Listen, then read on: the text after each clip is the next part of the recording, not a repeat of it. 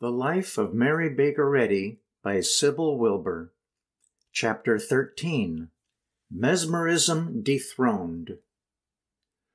With the coming of spring in the year 1870, Mrs. Glover's thoughts were definitely shaped for the work before her. She had decided to return to the city of Lynn and take up the teaching of divine science. She had the manuscript, The Science of Man, for a basis. From a worldly standpoint, her resources were meager. Her small income had been carefully husbanded, but she had in hand only a modest sum for capital with which to venture into a city and rent rooms. Her wardrobe, too, was scanty, carefully preserved though it had been.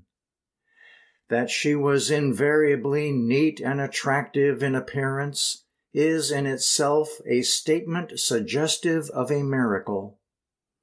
That she had had shelter, food, and clothing for 4 years on an income of $200 per annum, and had nowhere incurred the charge of charitable entertainment, and that she had all that time worked assiduously at her intellectual and spiritual problems, is one of the mysteries of the possibilities of poverty, fully as beautiful in its revelation as the glory of opulence.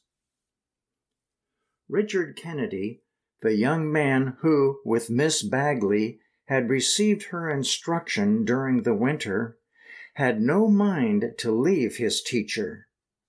He had become so imbued with enthusiasm for the science he had been studying that he wished to practice it, and he wished to begin his practice in the larger field of Lynn. He conceived the idea of accompanying his teacher and practicing under her guidance. He talked it over with Mrs. Glover many times, joining her when she took her evening walk along the river at sunset, and eagerly setting forth his plans for mutual work. It was his desire to be under Mrs. Glover's supervision, taking the burden of practice entirely on his shoulders and leaving her free to teach and write. He also believed that he could relieve her of many business cares. He had some capital, and so sensible was he of the enlightenment he had received that he was quite ready to risk his savings and to agree to share equally with Mrs. Glover in any income which he might derive from the practice of mind science. Mrs. Glover was not so ready to enter into this agreement with her young student.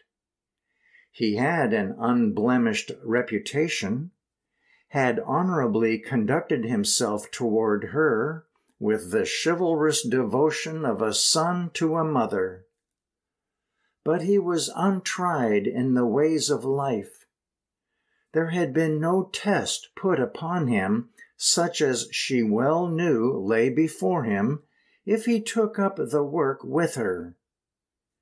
She knew the city of Lynn, its somewhat harsh industrialism, its free intermingling of the sexes in the factory life, and the nearby temptations of Boston, all very different from the village life of Amesbury.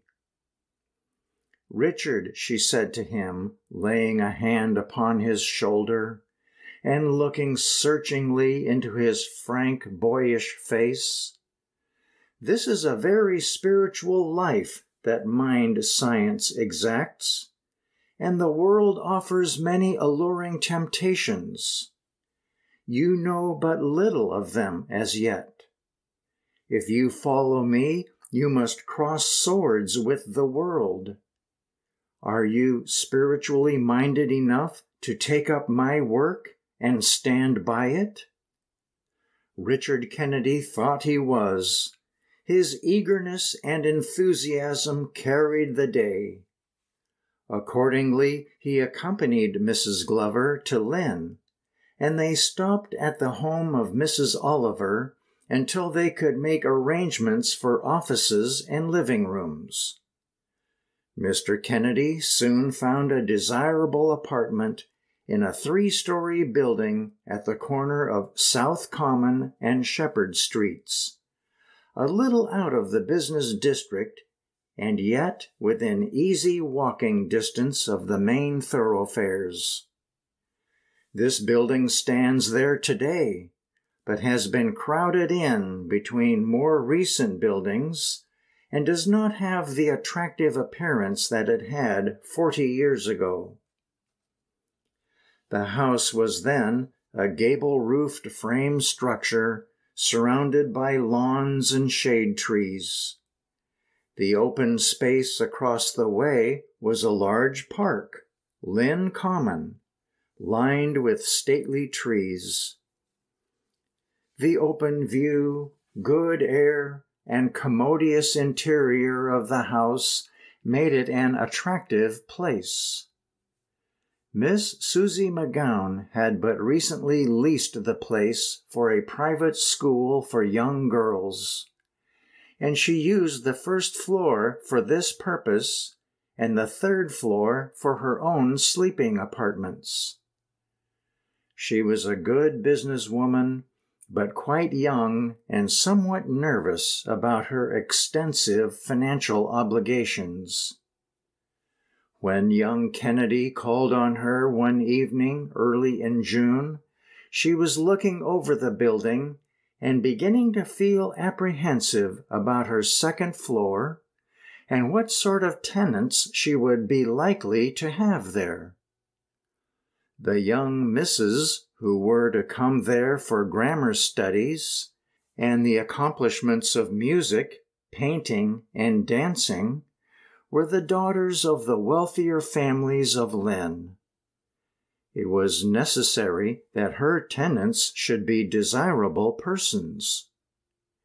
Accordingly, Miss Susie McGowan was pleased when Richard Kennedy explained that he was a physician who would practice mental healing, and that he was in partnership with a lady who taught moral science and was writing a book on her system.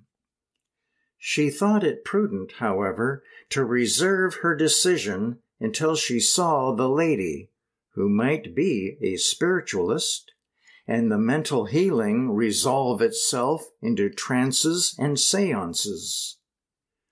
All this doubt was swept away in her meeting with Mrs. Glover, to whom she straightway put those doubts into questions. Mrs. Glover unreservedly told her the facts, stating that she did not hold to any such views or practices. Her quiet, well-bred manner reassured the little schoolmistress, who forthwith let her 2nd floor of 5 rooms to Mrs. Glover and Mr. Kennedy for offices and sleeping rooms. She presently found her tenant so agreeable that she persuaded an old friend to come to live with her and open a dining room for them all in the house. Thereafter, the family took their meals together. Of Mrs. Glover's religious views, the schoolmistress remained unenlightened beyond these first explanations, and the fact that she attended church regularly. Indeed, they rented a pew together at the Unitarian Church a few doors away on South Common Street.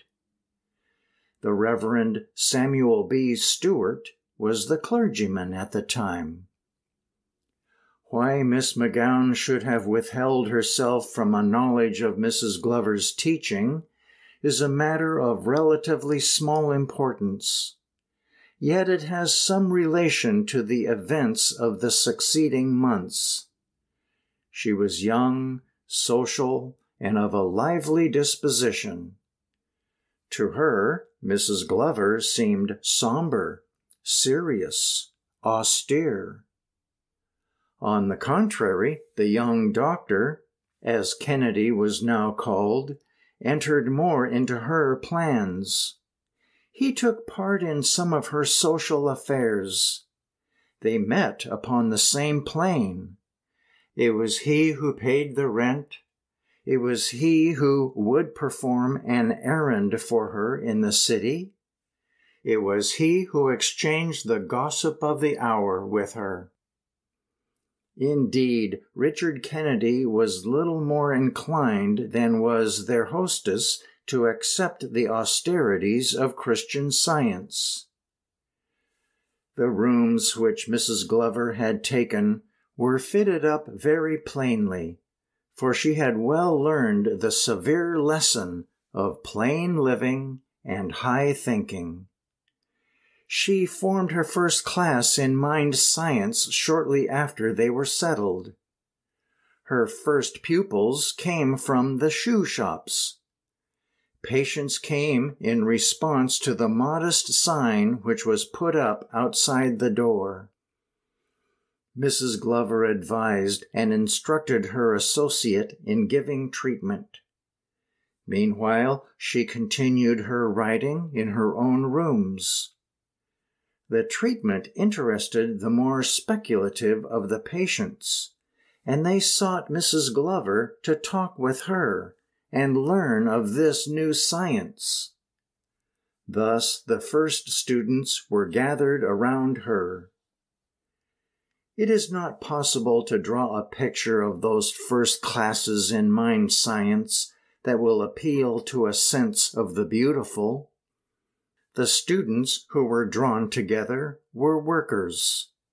Their hands were stained with the leather and tools of the day's occupation. Their narrow lives had been cramped mentally and physically. Their thoughts were often no more elevated than their bodies were beautiful. They could not come to Mrs. Glover in the daytime, for their days were full of toil. At night, then, these first classes met, and it was in the heat of July and August. In the barely furnished upper chamber, a lamp was burning, which added somewhat to the heat, and threw weird shadows over the faces gathered round a plain deal table. Insects buzzed at the windows, and from the common over the way, the hum of the careless and free, loosed from the shops in the park, invaded the quiet of the room. Yet that quiet was permeated by the voice of a teacher, at whose words the hearts of those workmen burned within them. The light which never was on land or sea was made to shine there in that humble upper chamber. I have said this picture was not beautiful, yet it appeals to the deepest and highest sense of beauty, that sense through which the heart receives impression.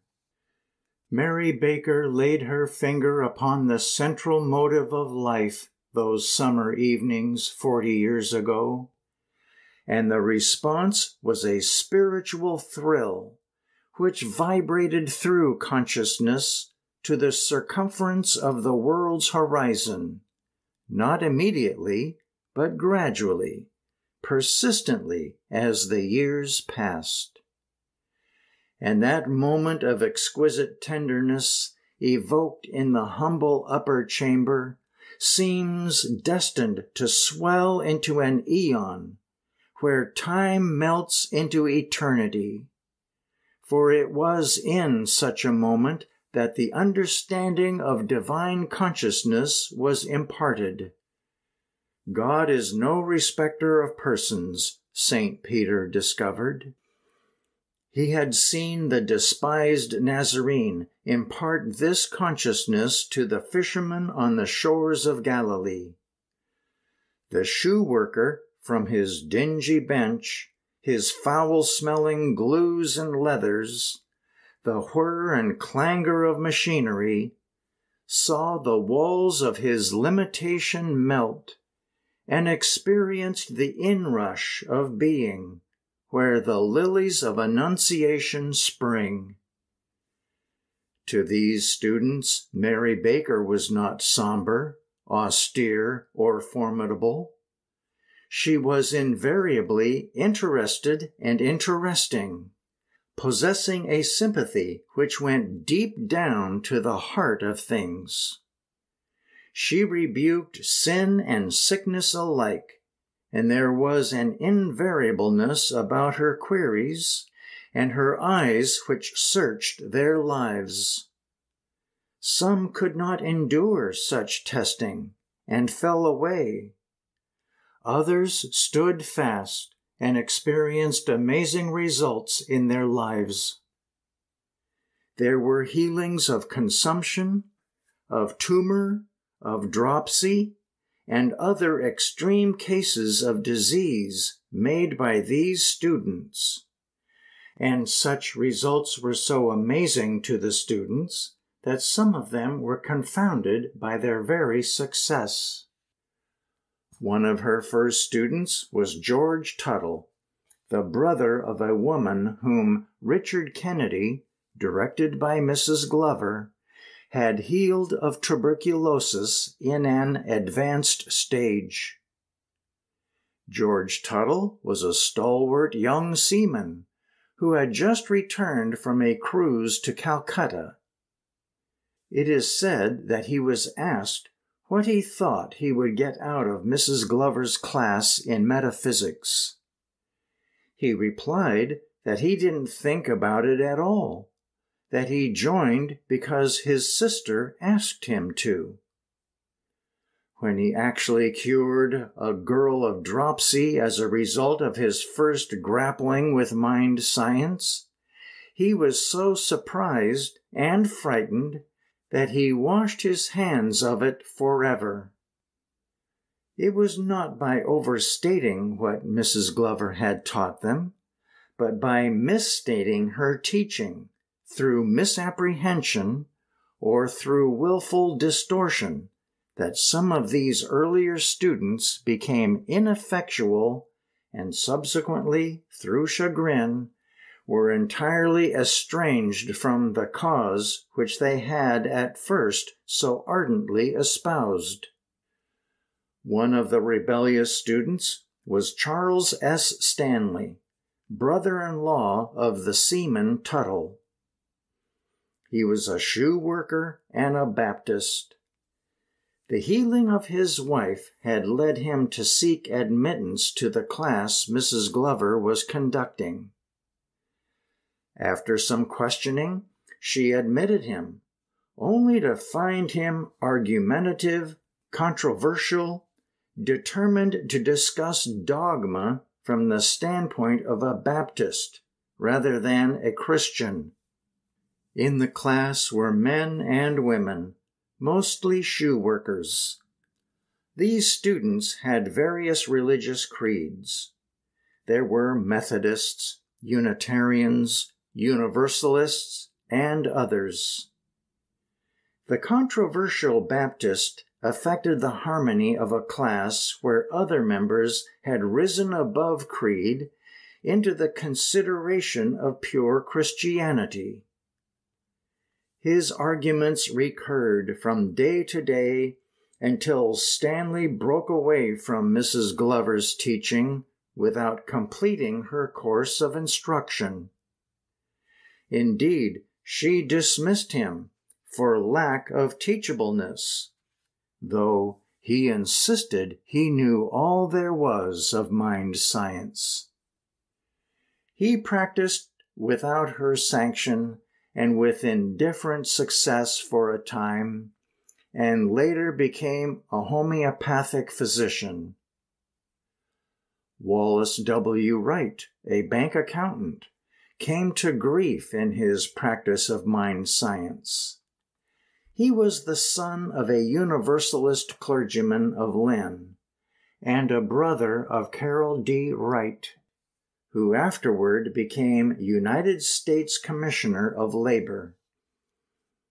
His relations with Mrs. Glover were interesting because the rock upon which he struck was not superstition, as in the case of Tuttle, or dogma, as in the case of Stanley, but psychology.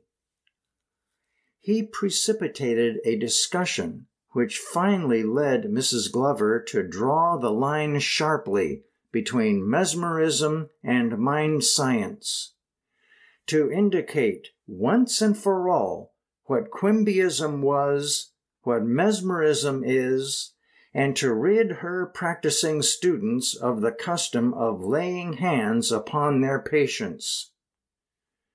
Wright had entered her class with some intellectual perturbation, but left it with enthusiasm. When he had completed the course, he began to practice in Lynn, and later he carried his work elsewhere with success, which continued so long as he was an obedient follower. But he began to alter in his mental attitude, and to question the spirituality of what he was doing. He began to believe he was practicing mesmerism. Thereupon his power to cure began to wane, until he lost it utterly. He wrote of his peculiar experience to a Lynn paper which published his letter.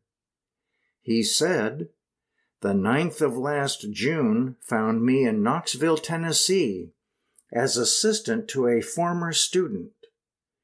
We met with good success in a majority of our cases, but some of them utterly refused to yield to the treatment. Soon after settling in Knoxville, I began to question the propriety of calling this treatment moral science instead of mesmerism. Away from the influence of argument, which the teacher of this so-called science knows how to bring to bear upon students with such force as to outweigh any attempts they may make at the time to oppose it, I commenced to think more independently, and to argue with myself as to the truth of the positions we were called upon to take.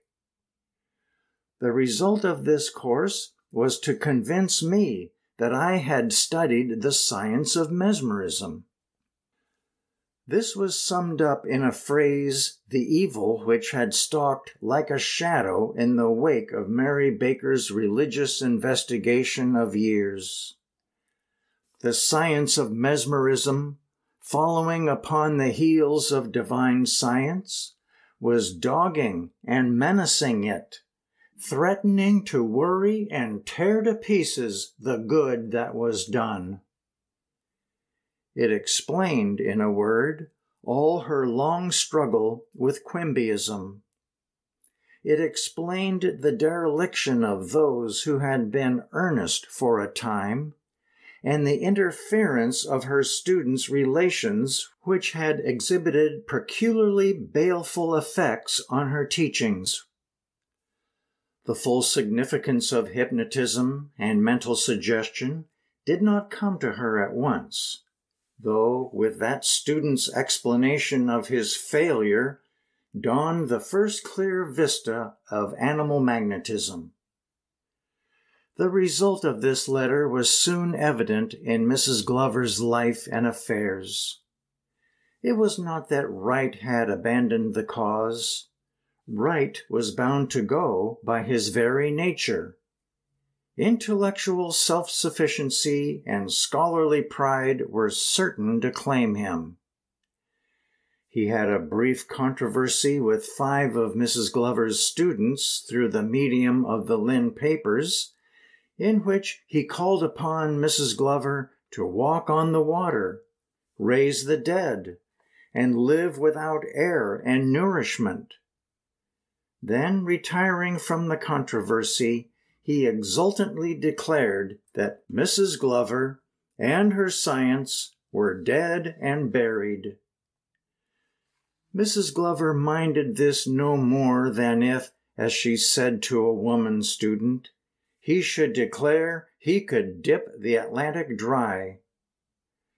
Such harassing of herself and work she had learned to expect, and knew that it was not vital.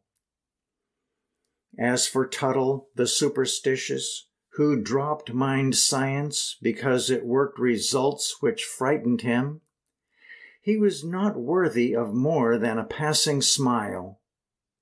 And Stanley, whose grievance was a most confused demand for a personal God, anatomy, and manuscripts, exhibiting a virulent case of acquisitiveness, together with the fear that he was being duped, was annoying but negligible. It was no one of these three students who seriously affected Mrs. Glover's work. The test of mind science came actually and vitally in the mental attitude of Kennedy. She had accepted him as a co-worker with some hesitation. He was in the relation to her of a chosen disciple. To him, she had expounded more deeply and intimately the physically inscrutable and intangible apprehensions of truth than to any other student. When this vision of the working of mesmerism came to her so clearly in January of 1872, she would have defined it to him. But when she came to do so, she beheld Kennedy remove himself from her tutelage. He was blind, deaf, and immovable. He was incapable of perceiving what she would have pointed out to him, and revealed himself as never having comprehended the nature of mind science, and to be actually working with the processes of mesmerism and the hypnotic action of mental suggestion. That Kennedy actually could not or would not understand that a line of cleavage separated mind science from mesmerism, Mary Baker now realized. She realized it with sorrow, because of himself and because he had practiced in her name. She had taught him principle, but had permitted him to make use of the method of laying his hands upon his patients. So she had permitted Hiram Crafts, Mrs. Wentworth, and Miss Bagley. The results now shown were personal, magnetic, confusing. In Kennedy's case, it now appeared he had surrounded himself with a bevy of patients who were not seeking truth, but Kennedy. Through such methods and practices, the pure doctrine of divine healing was liable to become a byword. Some years later, a suit was brought in her name, though without her consent, against Tuttle and Stanley for the object of collecting unpaid tuition. At the trial, all three of these students, Tuttle, Stanley, and Kennedy, exhibited unreservedly their utter lack of comprehension of the first postulate of mind science. But Kennedy in particular, out of his own mouth, proved himself incapable of grasping it. In his testimony, which was preserved in the notes of the presiding judge, he said, "I went to Lynn to practice with Mrs. Eddy. Our partnership was only in the practice, not in teaching. I practiced healing the sick by physical manipulation. This mode was operating upon the head, giving vigorous rubbing. This was a part of her system that I had learned. The special thing that she was to teach me was the science of healing by soul power. I have never been able to come to a knowledge of that principle. She gave me a great deal of instruction of the so-called principle, but I have not been able to understand it. I was there at the time Stanley was there. I made the greatest effort to practice upon her principle, and I have never had any proof that I had attained to it. This statement, made in court many years later, was the fact revealed in the spring of 1872. It was the cause of the separation of Mary Baker and Richard Kennedy. Stated as he expressed himself in court, it sounds very simple to a worldling. And as Mr. Kennedy related the cause of his separation from Mrs. Glover to the author, it appears a reasonable and ordinary event. He said their separation was not due to a quarrel, but to a gradual divergence of views. He continued practicing physical manipulation and has continued until this day.